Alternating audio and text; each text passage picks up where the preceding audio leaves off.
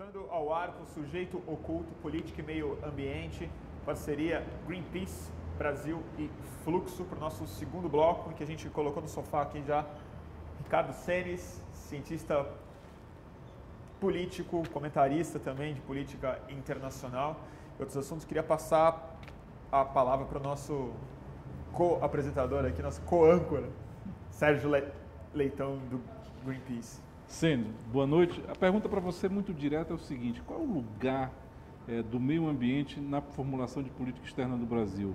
Do que eu aprendi com você, os temas que dominam essa agenda estão ligados à pauta econômica, ou seja, a preocupação de como abrir mercados ou fazer defesa que possam significar medidas que venham a impedir que o Brasil circule suas mercadorias.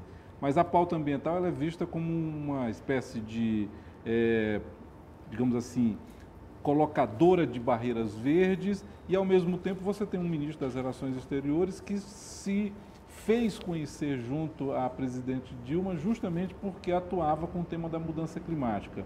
Nesse cenário agora de uma eleição super disputada, ganhando Marina, né, essa agenda ganha uma outra conotação, ficando Dilma, como ficaremos em relação a uma decisão importante que é, no ano de 2015, aquilo que o Brasil tem que apresentar na reunião que vai haver em Paris, das metas que teremos ou não que assumir para, digamos assim, compor o quadro de um novo acordo sobre clima. Então, queria ouvir as tuas impressões dentro dessa, digamos assim, tendência de acirramento que a gente está vendo no quadro político do país. Bom, primeiro, boa noite, Sérgio, Tortura, Ricardo, prazer estar aqui com vocês.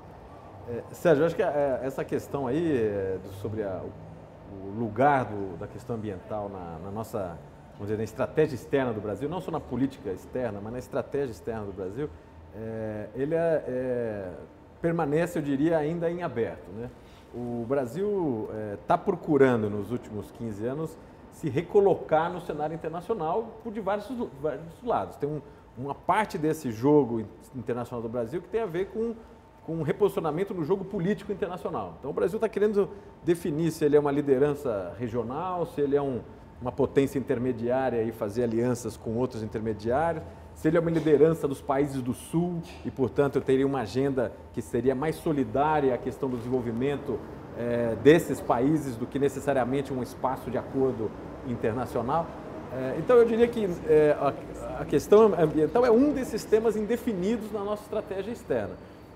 Nesse ambiente meio de indefinição, hoje, para melhor dizendo, uma transição ainda que não tem exatamente para onde vai, então, né, a questão ambiental acaba ficando, de fato, perdida entre outras referências. Então, você mencionou algumas delas. Tem horas que a questão ambiental se refere a um jogo de comércio, nem um jogo econômico, um jogo de comércio, identificando que determinados compromissos ambientais internacionais significaria você favorecer o protecionismo de alguns países com relação ao Brasil.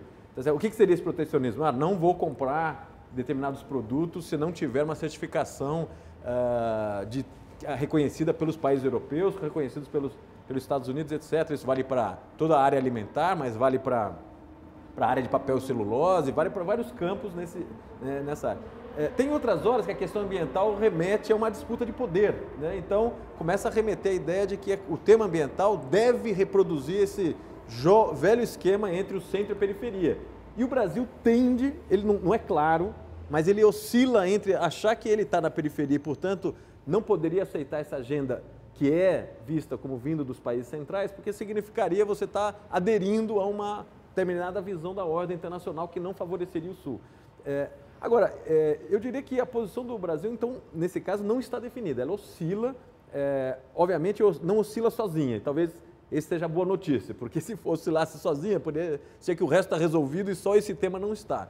E eu não vejo assim. Eu acho que o Brasil não tem definido, ou pelo menos nessa transição meio esticada, tem vários temas não definidos. E a questão ambiental entra nesse campo e que acaba ficando uma coisa muito difícil da gente mensurar ou identificar uma rota, uma orientação mais ou menos clara, né?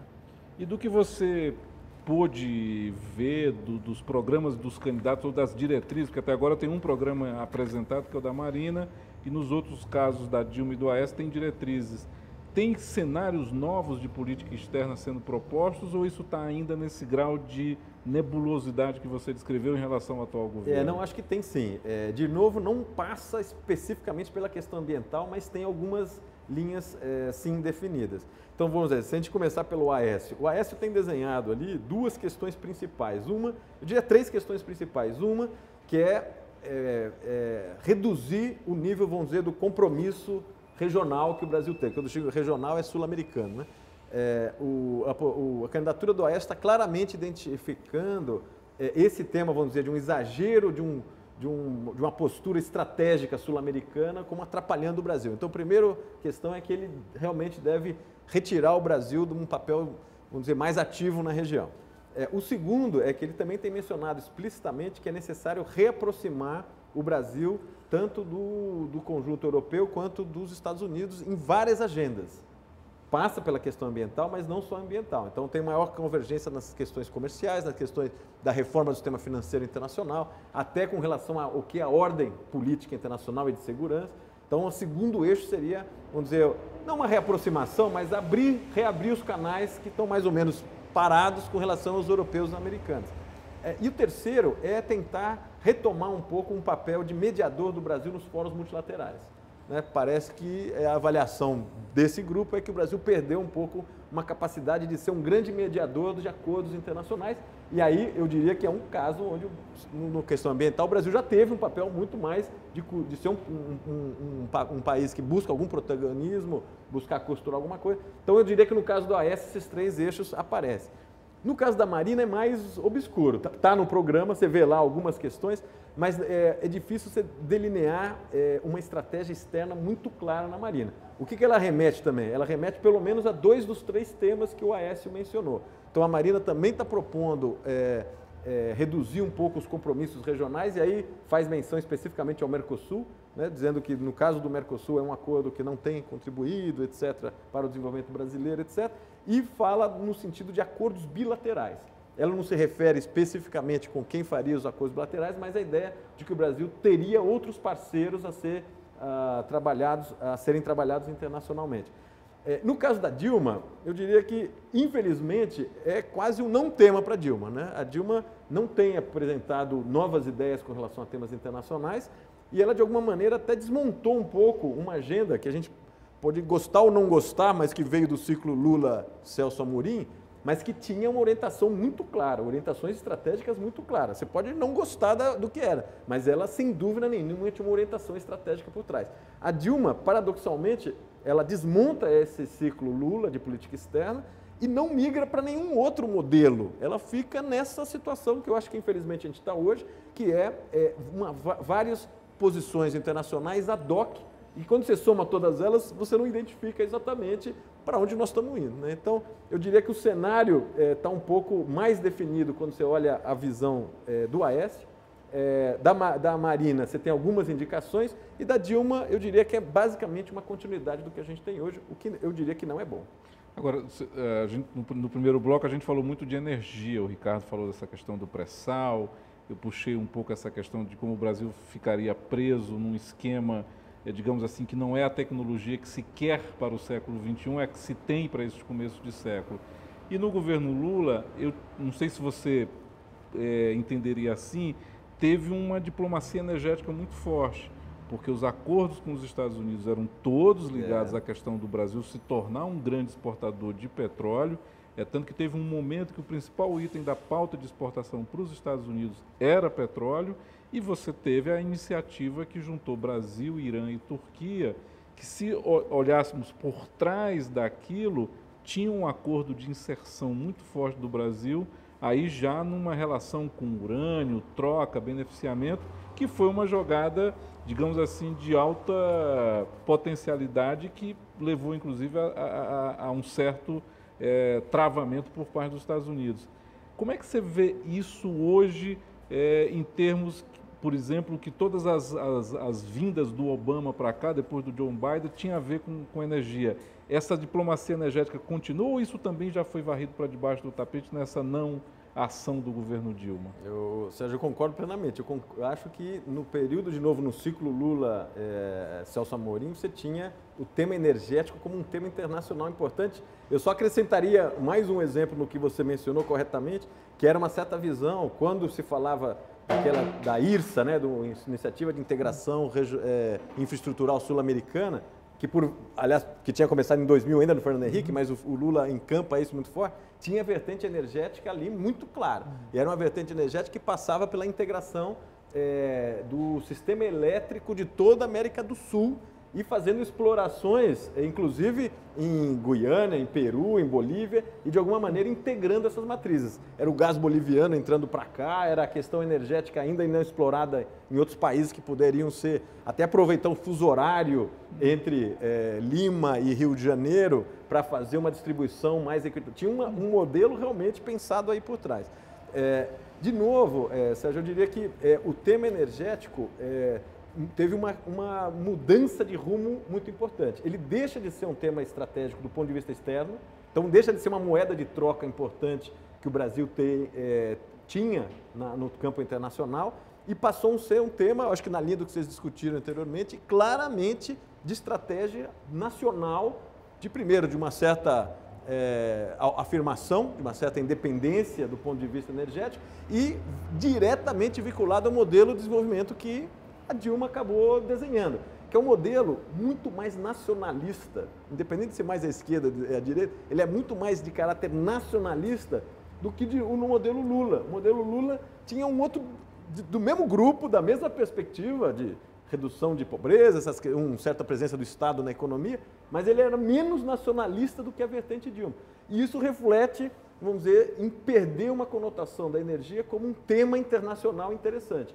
Seja no espaço regional sul-americano, seja nos temas internacionais vinculados ao papel do Oriente Médio, o Atlântico Sul como alternativa ao Oriente Médio, que era uma das questões geopolíticas que estava em jogo, quando se fazia uma conta com relação à possibilidade de Estados Unidos se retirar do Oriente Médio definitivamente, a alternativa era o Atlântico Sul. O que era o Atlântico Sul? Toda a costa africana, incluindo o pré-sal e todo o offshore africano, mas a reforma mexicana na área de energia, o que poderia ser o eixo venezuelano, mais Brasil e o shale gas na Argentina. Aqui você tinha uma alternativa, inclusive, de integração, vamos dizer, bioceânico, aqui é o norte-sul do Atlântico. Isso sai da agenda, e a agenda, de novo, volta a ser muito fortemente nacionalista, inclusive no tema energético. Agora, é curioso que nessa época o etanol também era muito importante para o Lula, inclusive em termos de política externa. Você lembra, claro, o périplo do Lula na África, sobretudo em Moçambique e em Angola, o esforço do Lula junto com algumas construtoras brasileiras de implantar exploração de cana-de-açúcar visando etanol no continente africano. E essa agenda é impressionante como ela foi completamente, a agenda do etanol como energia renovável e que tinha um reconhecimento internacional muito importante, isso foi inteiramente abandonado no governo Dilma, aparentemente em função dos interesses petrolíferos que acabaram predominando. Puta, bem lembrado. Era um tema que combina. Esse era um dos raros temas onde o Brasil tinha conseguido combinar tudo. Ele tinha um interesse econômico claro, porque ele queria vir a ser um dos exportadores de etanol. Ele tinha uma liderança tecnológica importante, claro, que ele queria exportar tecnologia, e ele combinava com uma agenda ambiental interessante, energética e ambiental. O que a briga do Brasil nessa época, que o Lula encampou de maneira, acho que muito sábia, foi o seguinte: a gente quer levar os padrões de utilização do biocombustível para outros países e tentar gerar um mercado internacional. Não era uma visão de eu vou reduzir a inflação com o etanol. Também ia, mas o objetivo era montar um grande conjunto de países que usassem o etanol como uma commodity internacional energética, do qual o Brasil se beneficiaria, mas estava colado com uma agenda ambiental. Essas sacadas, e aí eu acho que muito bem lembrado, infelizmente a gente perdeu. Era uma liderança, você entrava no Palácio do Planalto, não sei se vocês tiveram a oportunidade de ir lá durante o governo Lula, mas você entrava, tinha um painel de biodiesel. Era um tema que qualquer visitante olhava e falava, nossa, o Lula, é incrível, como é realmente... Aquela famosa história que ele dizia, nós vamos plantar petróleo. Essa era a frase que ele disse. Eu ia perguntar algo, então, vocês falando isso, parece que a Dilma abandonou, mas sem dúvida são interesses muito mais complexos, muito mais pulverizados do que uma visão ou a falta dela no Palácio do Planalto. Queria saber de vocês assim, o que vocês acham então? Que tipo de pressão aconteceu? Foi o investimento no pré-sal de fato? Foi o crescimento da máquina da Petrobras? Tem a ver com o Congresso Nacional? Isso que eu queria entender, assim, qual é esse mapa que faz o Brasil desviar o seu caminho de volta para um poço de petróleo? Desculpa a minha gagueira recorrente, mas essa é a minha pergunta. Bom, eu tenho algumas hipóteses que são mais de um fator, mas eu estou falando demais aqui. Vamos lá, não, fala. Eu acho que é uma combinação de questões. Eu acho que tem essa questão o Brasil entrou num ciclo muito mais nacionalista do que ele vinha, tanto no Fernando Henrique como no Lula. Mas o etanol não deixa de ser uma política nacionalista também. Então, mas ele é uma nacionalista. Mas qual que era a sacada? Você não tem problema, todo país tem uma certa vertente nacionalista, mas o país, em particular esses grandes países como o Brasil, ele maximiza até o seu interesse nacional quando ele combina isso com uma agenda externa. Entendo. Porque aí você consegue não só se projetar, como reforçar aquilo que você tem um diferencial positivo. Então, nesse caso, não tem uma contradição. Uma contradição é você ter um potencial desse e não utilizar internacionalmente. Acho que diria que aí que é até de uma ineficiência do ponto de vista da sua estratégia econômica e política. Agora, eu diria que tem um outro elemento, ademais desse, que e aí liga com o que vocês comentaram anteriormente, e eu acho que é um equívoco estratégico, não só do ponto de vista de uma empresa como a Petrobras, mas também de um país que decidiu fazer um investimento dessa monta. E mais do que o investimento, é correr o risco, é concentrar o risco de não dar certo esse ciclo em cima do próprio país. Eu jamais teria tomado esse risco sozinho, eu dividiria esse risco com quem quisesse no mundo, tá certo? Essa opção radical pelo pré-sal, de achar que o pré-sal de fato era o tal bilhete, é uma visão que contaminou excessivamente todos os outros temas. Por quê? Porque quando você gera um ciclo, como foi o da Petrobras, está sendo a Petrobras está investindo por ano 100 bilhões de reais. Só a Petrobras. Se você somar as outras empresas associadas, você está falando mais ou menos 200 bilhões de investimentos por ano num projeto chamado pré-sal. 100 bilhões por ano. 100 bilhões por ano. A Petrobras é um pouquinho menos, é 97 por ano. Bilhões. Se você somar mais o que vem do setor descomunal, privado, é descomunal. O Brasil optou em investir quase meio tri para explorar pré-sal, que eu acho que tem que ser explorado. Eu acho que não era para não... É muito mais na linha que vocês falaram, pensar isso numa transição, mas tem que explorar. Mas ele não é um tipo de investimento que o país toma... É muito difícil o país fazer um investimento nessa educação. Vamos pegar meio tri investir em educação, o país ia demorar 10 anos para decidir. Agora decidiu em 3 anos fazer isso no pré-sal. Mas diz uma coisa, tem como explorar o pré-sal investindo menos do que isso? Não é um investimento um pouco básico para você chegar lá? Não, mas dá se você fizer uma outra estratégia. Mas deixa eu acabar a resposta anterior porque é importante. Porque acontece, quando você mobiliza um volume de recursos desse e você coloca a Petrobras não só para explorar o pré-sal, mas uma cadeia de produtos e serviços vinculado a esse investimento, então significa o que você mobiliza de interesse atrás de 120, 130, 140 bilhões de investimento por ano. Você está levando, porque aí eles vincularam ao conteúdo nacional, então a ideia era de trazer toda a indústria de equipamento e máquina junto. Então você já criou um outro grupo que está apoiando isso. Aí você gera toda a indústria naval vinculada a isso, porque a indústria naval está se retomando em relação às encomendas de navios e etc. Mas a indústria eletromecânica... Então o que acontece? Esse investimento, que foi uma opção que parecia meio neutra, ela induz um ciclo de convergências de interesses, aí entra o segundo ponto que você perguntou, que de repente, quando você olha, você tem metade do país indo junto para um lado. Como é que você reverte isso depois que você acionou esse ciclo? Então, acho que esse é um grande desafio. Também, né? E isso aparece como sendo alguma coisa progressista e de esquerda. Em contraposição à opção de fortalecer o etanol, que seria de direita, por quê? Porque é privado.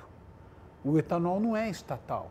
O etanol é uma iniciativa que mobiliza latifundiários, certo? As extensões de terra são gigantescas, Usineiros, usineiros, etc, etc. A minha hipótese, eu não fiz pesquisa sobre isso, mas é uma hipótese que eu acho que precisa ser trabalhada, é que na passagem, sobretudo do primeiro governo Lula em direção a Dilma, o que aconteceu foi o fortalecimento de uma espécie de filosofia política segundo a qual o crescimento econômico vindo de iniciativas pelas quais o Estado é cada vez mais diretamente responsável, que esse crescimento econômico é a coisa mais progressista e mais de esquerda que pode acontecer, e isso se materializa no peso do BNDES, na Petrobras e no afastamento e no conflito mesmo que o governo Dilma teve com relação ao setor de etanol, conflito que houve algumas ocasiões em que isso assumiu uma conotação direta. Não vou dar dinheiro para o latifundiário, entendeu? Nós não vamos ajudar os latifundiários. E isso é muito curioso, porque essa associação entre um Estado por trás do qual existem justamente esses interesses, esses inúmeros interesses de empresas nacionais, uma cadeia, etc, etc. Esta associação disso com alguma coisa progressista e de esquerda é um dos fenômenos mais curiosos que nós temos na nossa atualidade política, porque isso fica parecendo que ser de esquerda é isso. Não, e sem que o país tivesse tido chance, como o Ricardo falou, o Senes, de em 3 anos entender a matriz que presidiu essa mudança, ver o plano de negócio que justificasse esse investimento à luz de algumas hipóteses de risco, como a gente colocou aqui, num país que tem 2 histórias curiosas, né? A gente era o dono do mercado de borracha na virada do século XIX para o XX, perdemos isso numa noite quando a Inglaterra acendeu lá as suas plantações no Sudeste Asiático, e tem a famosa história do Marechal Rondon, que puxou as linhas do telégrafo para fazer as comunicações, quando ele fincou o último poste e puxou o último fio, por aquele telégrafo que ele fixou, chegou a notícia que tinha sido inventado o telégrafo sem fio. Então, a história do mundo é essa, é a história de que você supera, ninguém tem respeito por ideia nenhuma, as ideias estão aí para serem superadas e transpostas, então... Mas, doutor, você perguntou se não era necessário todo esse esforço na questão do pré-sal. Sim, ele é necessário esse volume de investimento. Esse meio tri não é o mínimo, digamos, para você conseguir chegar lá embaixo. Verdade, eu acho que o desenvolvimento tecnológico, todo o equipamento, você tem que fazer uma logística monumental, porque a gente está falando de exploração a 300 quilômetros da costa. Tem nem helicóptero que vai e volta, você teria um helicóptero com autonomia de 600 quilômetros.